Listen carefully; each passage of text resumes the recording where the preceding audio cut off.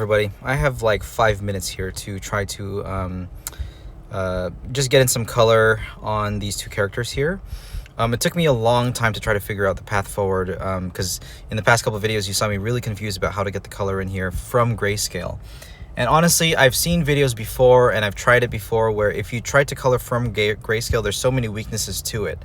And it should have been the approach that I took with the Holy Family painting, where I should have taken the colors and then found the proper value scale, you know, with form, shadow, reflected light, midtones and stuff like that per each color, per each material. And it's almost as if I attempted by doing grayscale to oversimplify the process because I like thinking simply. But I think to really make good art, I need to just dive into the complexity of the art. I know there are simplifications, you know, when it comes to form and value, there are ways to do that conceptually as an artist. But when you start diving into them and you start diving into the complexity of these forms and these colors interacting with each other, it always becomes more complex.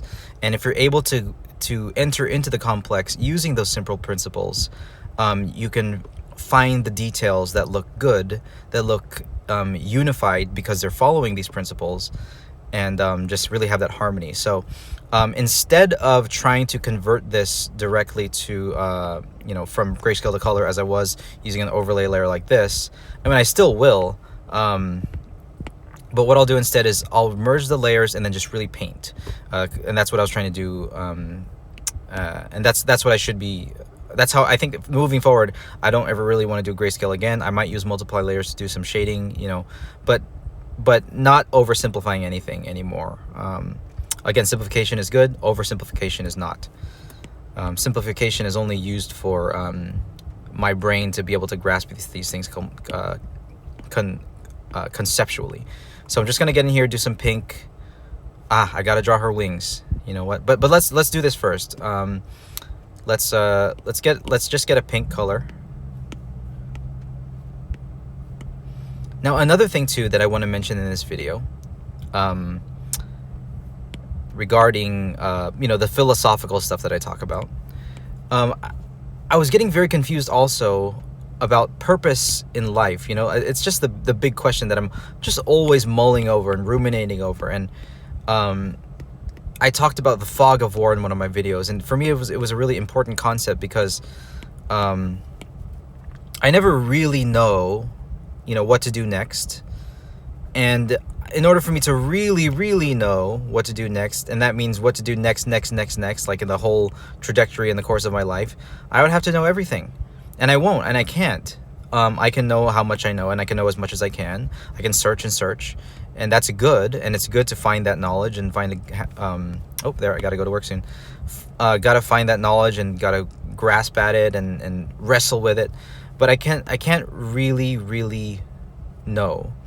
And in the acceptance of that, I just remembered, I think yesterday or the other day, just the purpose of it all, and the purpose is love, and love being that eternal principle of willing the good of the other.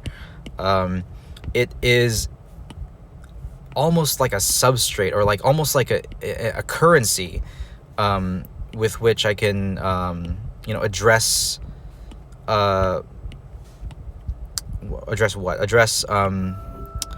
problems that I need to solve in the world. It's you can answer any question of purpose and of life and of life's complexities and goals. And it's like, at least as a Christian, I know it's the answer for me. I mean, for you, you might have to maybe search and search more, or maybe you have a different answer. But for me, that is the currency. And I can ask myself, how much am I loving through this course of action? And that's, for me, a really good way to engage with and approach the world.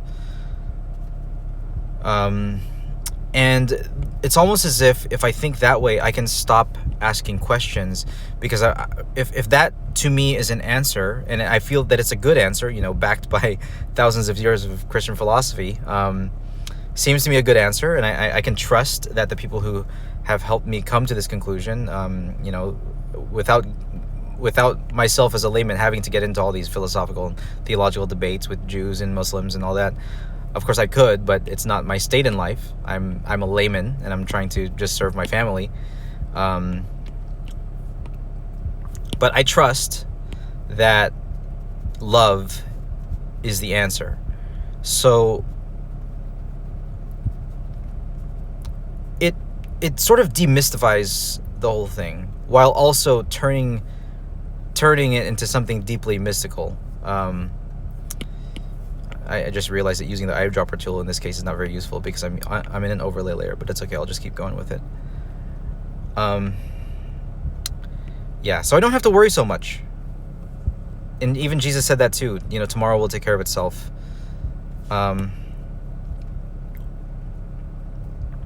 Seek first the kingdom of God, and all these things will be added unto you. And just remembering these things just helps me, you know, de-stress quite a bit, I would say, because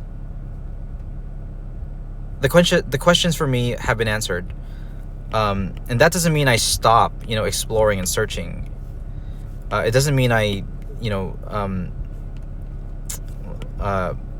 ease up my effort into trying to find the right answers, because I should still push that to the limit of my capability as far as, you know, knowing what to do in life, having that wisdom and in my state in life. But just remembering the substrate, the currency, the answer, for me, can be a guiding light moving forward into any and all actions moving forward. So I got to get to work soon. I got to head inside, prepare, you know, change my clothes, and but I'm getting some color in there, and I'm gonna do some more of this later. And I just really gonna paint, and I'm, you know, do small things with great love. So with that said, God bless you all. Talk to you later. Bye bye.